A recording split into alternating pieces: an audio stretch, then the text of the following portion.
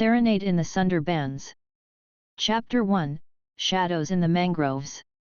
The Sundarbans stretched endlessly, a sprawling labyrinth of mangroves tangled in secrets and shadows. The quiet was broken only by the occasional cry of a kingfisher or the distant roar of a tiger, nature's sovereign in these untamed lands. To Amelia Rosewood, it was both a refuge and a prison. She crouched low under the dense canopy, clutching her tattered shawl. The humid air was thick with salt and decay, clinging to her skin as she caught her breath. Fleeing Calcutta had been inevitable after the scandal. The whispers of her affair with a British officer had grown too loud, too damning. Her mixed heritage, a precarious bridge between two worlds, had always made her an easy target. And now, she was a fugitive, driven deep into the wilderness where even the law dared not tread. Amelia's thoughts were interrupted by the rustling of leaves nearby. Her heart raced as she scanned her surroundings. Her knowledge of the forest was scant, just enough to know it could be as merciless as the people she had fled. Every snapping twig felt like a threat, every shadow a predator. As the first slivers of dawn pierced through the mangroves, she pressed on. The swampy ground sucked at her worn boots, and the stillness of the forest weighed heavily on her spirit. Yet she marveled at the Sundarbans' raw beauty, the gnarled roots that snaked into the muddy waters, the golden light that danced on the surface of the tidal streams, the eerie harmony of life and death. Amelia stopped by the edge of a creek to quench her thirst. She was startled by her reflection in the water, pale, gaunt, and wild-eyed. A sudden splash made her recoil. A crocodile slid silently into the depths, a silent warning of the dangers lurking beneath. It was then she heard a sound she couldn't ignore. A distant rumble grew louder, rhythmic and deliberate. Her pulse quickened as she realized it was the drumming of oars against water. A boat was approaching. She scrambled into the underbrush, her breath coming in shallow gasps as she hid, her fingers gripping the rough bark of a tree for support. Through the leaves, she glimpsed the figure of a man rowing a small dinghy, a Bengali man dressed in simple, yet dignified attire. His strong features were illuminated in the golden light of dawn. Despite her fear, there was something compelling about him, an aura of quiet determination, of belonging to this treacherous land in a way she never could. She bit her lip, weighing her options. Should she remain hidden, or risk revealing herself to a stranger? The Sundarbans had already begun to teach her a hard truth: trust could mean survival, or it could mean ruin. As the man's boat disappeared around a bend in the creek, Amelia made her decision. One way or another, she would have to step out of the shadows. The Sundarbans were not just a refuge, they were a test, and Amelia Rosewood was determined to survive. Chapter 2, The Zamindar's Heir. Raj Choudhury was restless. The sprawling estate that his family had overseen for generations felt increasingly like a gilded cage. The weight of expectations pressed heavily upon his shoulders. The zamindar's heir, destined to uphold tradition, manage the land, and secure his family's legacy. It was a life of privilege, but one lacking in freedom. This was why he sought solace in the Sundarbans. The dense mangrove forests were a world away from the opulence of his ancestral home. Here, the cacophony of human ambitions faded, replaced by the whispers of nature. The rhythms of the forest calmed him, offering a freedom he couldn't find anywhere else. Raj pushed his boat through the narrow waterways, his oar slicing through the murky water with practiced precision. He had explored these forests since boyhood, learning their secrets, respecting their power. The Sundarbans were alive, a breathing entity that demanded reverence. Stopping at the edge of a creek, Raj rested his oar and gazed at the dense foliage. He admired the interplay of light and shadow, the way the golden rays of morning illuminated the verdant green and cast shimmering reflections on the water. Here, away from prying eyes, he could momentarily escape his role as the zamindar's son and simply exist.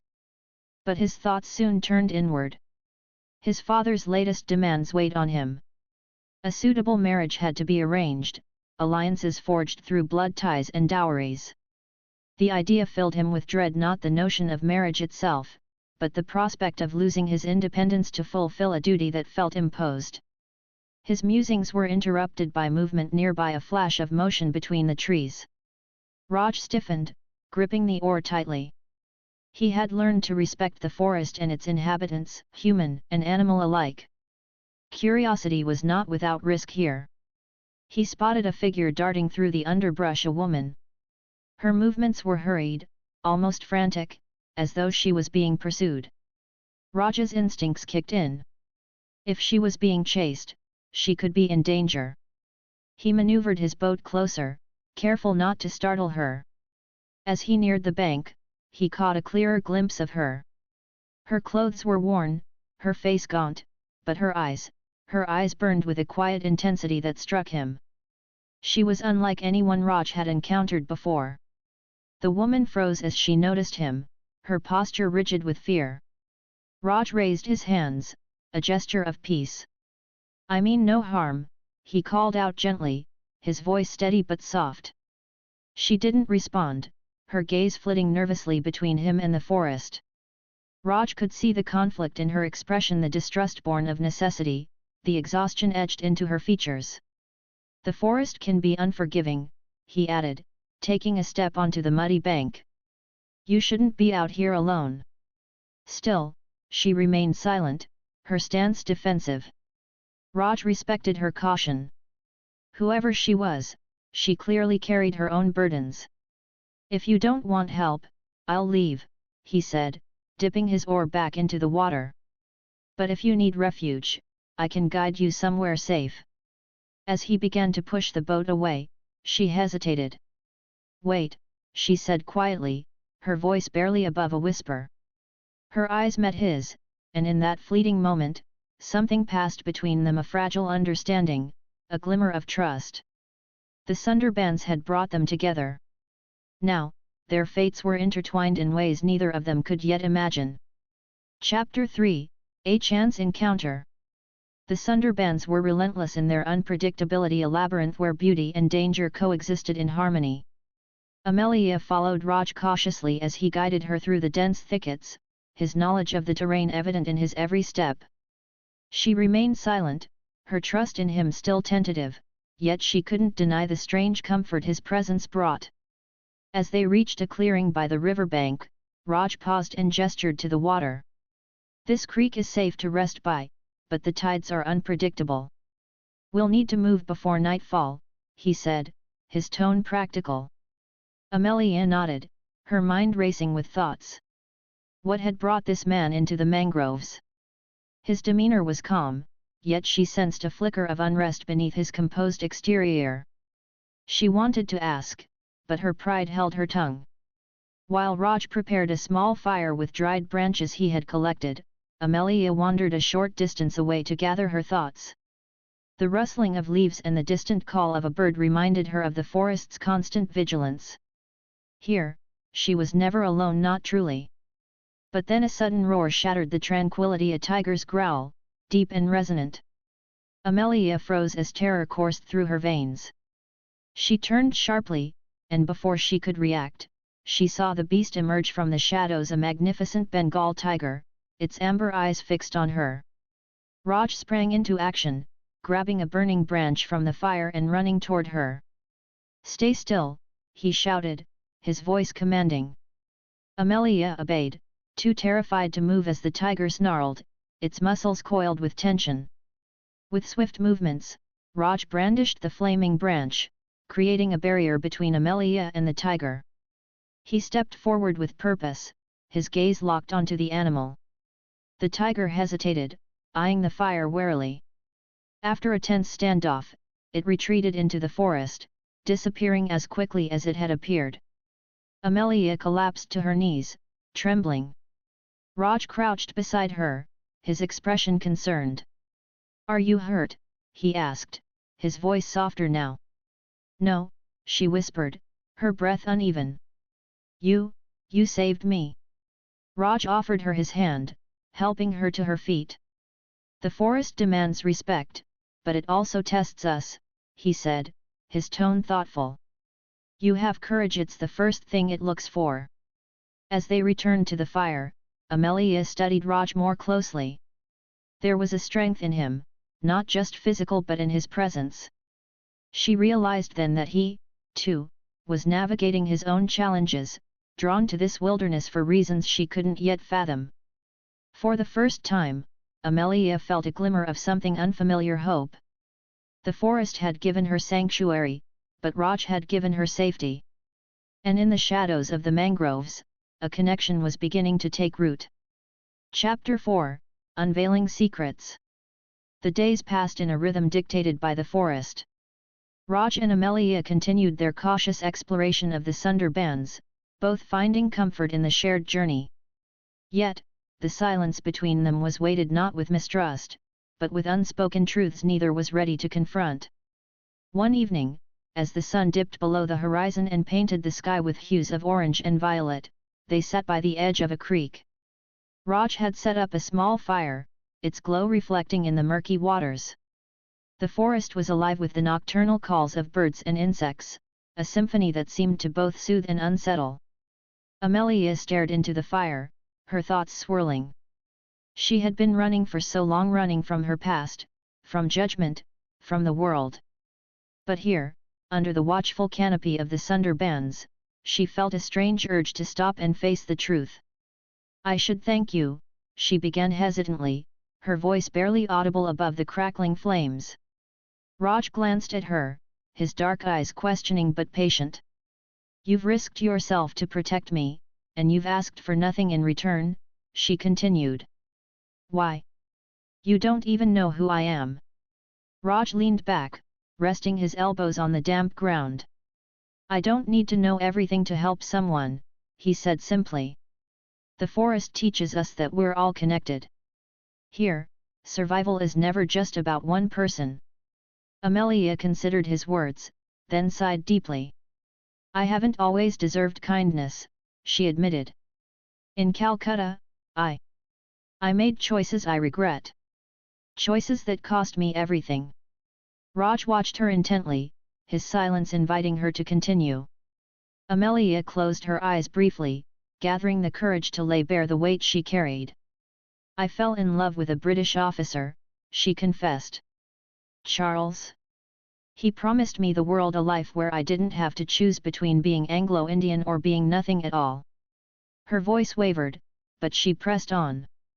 "But when the time came, he betrayed me. He married another, someone his family deemed proper. And then the whispers started. A woman like me, consorting with the British, it was scandalous. My own people turned their backs on me. That's why I fled here, to escape the shame." The fire flickered, casting shifting shadows on Raj's face. He said nothing for a moment, his gaze thoughtful. Finally, he spoke. "The shame isn't yours, Amelia. It belongs to those who judged you, who refused to see you for more than the labels society gave you." Amelia blinked, startled by his words. There was no pity in his voice, only quiet conviction. "And you?"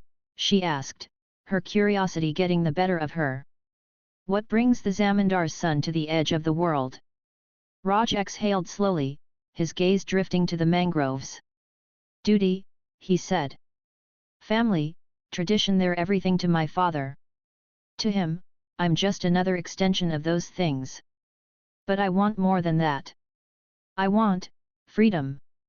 Their eyes met, and in that shared moment, the distance between their worlds seemed to shrink. The Sundarbans had become their refuge, but it was their scars, the ones they now dared to reveal, that began to bind them.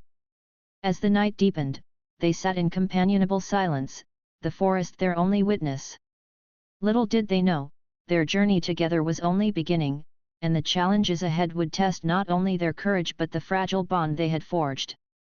Chapter 5: Love in the Wild. The Sundarbans mangrove labyrinth became their world. Days turned to weeks, and as Amelia and Raj ventured deeper into the wilderness, their guarded companionship softened into something warmer, something unspoken yet undeniable. Raj took it upon himself to teach Amelia the ways of the forest. She learned to read the changing tides, to navigate the twisting waterways, to respect the silent rhythm of nature.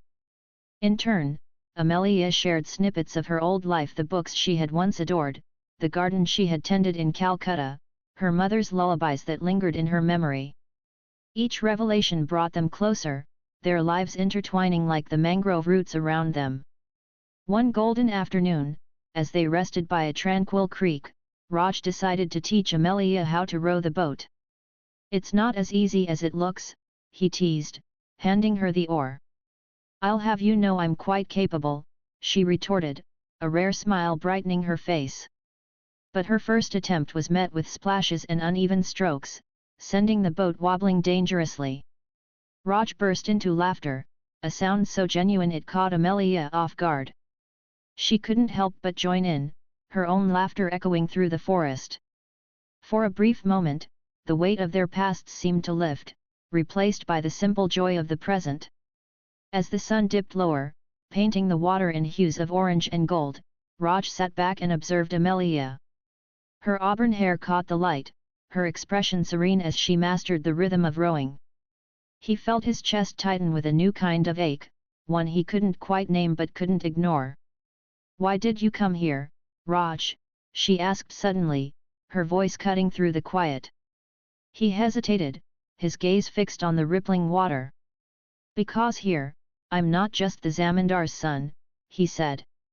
"Here, I can be myself." "And who is that?" she pressed, her tone gentle yet probing. "I don't know," he admitted, meeting her eyes. "But I think I'm starting to find out." Their conversation lingered in the air, unspoken but understood. The forest, with its untamed beauty and peril, had become a mirror for their souls. It revealed their fears, their desires, and the tender connection blossoming between them. That night, under a canopy of stars, Amelia found herself humming a melody she thought she had long forgotten. Raj listened quietly, the haunting tune weaving through the forest like a secret. "What is that?"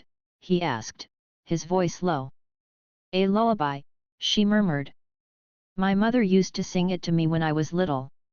Raj didn't reply, but his gaze lingered on her, the firelight reflecting in his eyes. And as the melody faded into the night, the forest seemed to hold its breath, as if bearing witness to the fragile, unspoken bond that now tied them together. But deep in the shadows, unseen, the forest whispered its own warnings. Love, like the Sundarbans, was beautiful, but it was also dangerous, and the price for both could be steep. Chapter 6, Trials of Society. The peace of the Sundarbans began to unravel. What was once a sanctuary for Raj and Amelia was now tinged with unease as whispers of their connection reached beyond the mangroves. Raj's repeated absences had not gone unnoticed by his family, and their suspicions soon gave way to action. One morning, as Raj returned to his estate to fulfill some obligations, he was confronted by his father, zamindar Raj Choudhury. The elder's stern gaze bore into Raj as he questioned his son's erratic behavior. "You've been neglecting your responsibilities," Vijay said, his voice heavy with authority. "And the people are talking. What is this nonsense about the Sundarbans?" Raj felt his chest tighten. He had always respected his father's will, but he could not bear the thought of revealing Amelia's presence, knowing it would invite scorn and disapproval. "I've been exploring," he replied carefully. "The forests bring clarity and peace." Vijay's expression hardened. "Clarity comes from fulfilling your duties, Raj.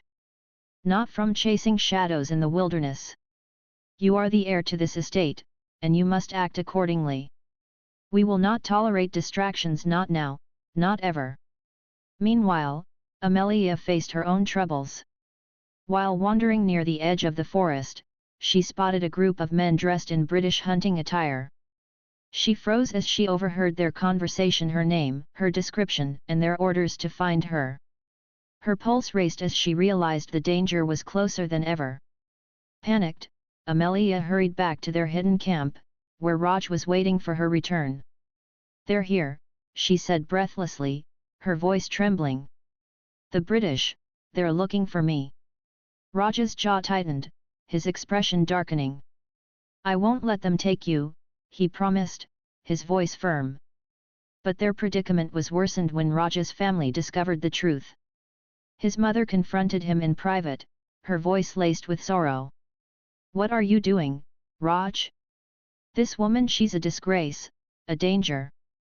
She doesn't belong here, and neither does this relationship. You're risking everything. Raj met his mother's gaze with defiance, his voice steady. Amelia is not a disgrace. She's a human being, someone who deserves respect and protection. You're blinded by your emotions, his mother replied sharply. This will end in ruin for her, and for you. Amelia, too, felt the weight of rejection. The isolation she had always known now threatened to engulf her completely. Despite Raj's unwavering support, the reality of their situation was clear. Their worlds were colliding in ways neither of them could control. As the British hunters grew closer and the pressure from Raj's family mounted, the pair knew they had to act. Their love was not just a personal bond, it was a rebellion against the forces trying to tear them apart. But rebellion came at a price, and the Sundarbans, ever watchful, seemed to remind them that survival required sacrifice. Together, they devised a plan to escape further into the depths of the mangroves, where the hunters and society could not reach them. But the cost of this decision loomed large. Would they find freedom, or would the wilderness claim them as its own? Chapter 7, Sacrifice and Resilience. The Sundarbans were no longer just a refuge, they were a battleground. The dense mangroves, which once seemed like a protective cocoon, now felt suffocating as danger loomed closer. The British hunting party had grown more persistent, their presence like an ominous shadow. For Raj and Amelia, there was no time to lose. Under the pale moonlight, they whispered their plan. Raj knew the forest better than anyone. If they navigated through the less trodden paths, they might stay ahead of their pursuers. But the journey would not be easy. This was the Sundarbans' inner heart, an untamed wilderness of quicksand pits, crocodile-infested creeks, and prowling predators. I will take you to the farthest reaches, Raj said firmly, his eyes meeting Amelia's. Beyond their reach. I promise. Amelia placed her hand on his. And what of you? Your family, your inheritance, you'll lose everything. Raj's gaze softened. I already made my choice, Amelia. You are my everything. Together, they packed what little they had, dried food, a bamboo water carrier, and a torch. Raj carved a small, makeshift map into the dirt, outlining their route. We'll follow the flow of the river, he explained. It will lead us to the southernmost edge of the forest. From there, we'll find a trading post and arrange for a boat. As they embarked deeper into the mangroves, the forest seemed to conspire with them. The thick fog rolled in, masking their presence, while the cacophony of birds and insects drowned out the hunters' distant voices. Amelia's steps grew steadier, her confidence bolstered by Raj's unwavering calm. But the Sundarbans demanded its due. On the second day, disaster struck. A misstep led Amelia into a bog, the marshy ground sucking her down with alarming speed. She cried out, and Raj rushed to her side, thrusting a fallen branch toward her. Hold on, he urged, his voice filled with urgency. Amelia grabbed the branch, her hands trembling. With all his strength, Raj pulled her free, the effort leaving them both breathless and caked in mud. Amelia clung to him, her chest heaving with panic. I thought I was done for, she whispered. Raj cupped her face, his thumb brushing away a stray tear. Not as long as I'm here. They pressed on, their bond growing stronger with every challenge. But as the hunters closed in, Raj faced an impossible decision. The only way to ensure Amelia's safety was to mislead their pursuers by sacrificing himself as bait. Raj, no. Amelia protested when he shared his plan. Her voice was laced with fear and desperation. I won't let you face them alone. You must, Raj said, his tone resolute.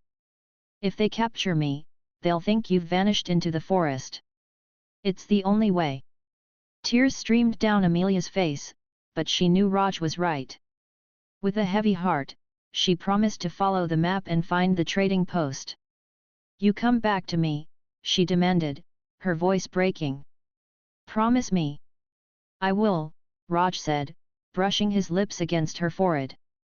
I will always find my way back to you. As Amelia disappeared into the mangroves, Raj turned to face the hunter's encroaching shadows. With nothing but his resolve and the forest on his side, he stepped into the unknown, prepared to do whatever it took to protect the woman he loved. Chapter 8, A Serenade in the Sundarbans. The labyrinthine waterways of the Sundarbans stretched endlessly before Amelia as she paddled Raj's boat, her arms trembling from exhaustion and her mind clouded with worry. Every sound in the mangroves, every rustling leaf, every splash of water seemed to echo with foreboding. But she held on to Raj's parting words like a lifeline. He had promised to return, and Amelia clung to that hope with all her strength. Hours turned into days as she navigated deeper into the forest, following the makeshift map Raj had carved for her. The forest seemed alive, as if aware of her plight. Birds flew low over her head, their cries resonating like warnings. Crocodiles basked on muddy banks, their unblinking eyes tracking her movements. The Sundarbans were both her ally and her adversary. One night, as she drifted along a silent creek under a canopy of stars, she heard a faint melody carried by the wind. It was soft, almost imperceptible, but unmistakably human. Amelia's heart leapt as she recognized the tune. It was the lullaby she had sung on that quiet night, the song from her childhood. Could it be Raj? The thought gave her a surge of hope and fear all at once. She paddled toward the sound, her pulse racing. The melody grew louder, weaving through the dense trees like a beacon. Then she saw him. Standing on a narrow strip of land, illuminated by the moonlight, was Raj. He looked battered and weary, his clothes torn and his face shadowed with exhaustion. But his eyes shone with relief as they met hers. "Raj!" she cried, leaping from the boat and stumbling onto the shore. He caught her as she fell into his arms, his embrace as steadfast as the roots of the mangroves that surrounded them. "I told you I'd find my way back," he said softly, his voice filled with a mixture of triumph and tenderness. "How did you escape?" Amelia asked, her voice trembling. Raj smiled faintly. "The hunters underestimated the forest," he replied. "The Sundarbans don't yield to anyone who doesn't belong. I led them astray, deeper into the maze. When they realized they couldn't catch me, they turned back." Amelia's eyes filled with tears of relief, and she held him tighter, as if afraid he might vanish again. But Raj was here, and for the first time in weeks, she felt a glimmer of safety. As they sat by the water's edge, Raj began to hum the lullaby again. Amelia joined him, her voice blending with his in a bittersweet harmony. Their song rose and fell like the tides, echoing through the mangroves as a serenade to the wild, untamed land that had brought them together. In that moment, the Sundarbans seemed to embrace them, its ever-watchful presence offering a tentative blessing. They knew their journey wasn't over, the challenges of society, survival, and the future still loomed ahead. But for now, under the moonlit sky, they had each other, and that was enough.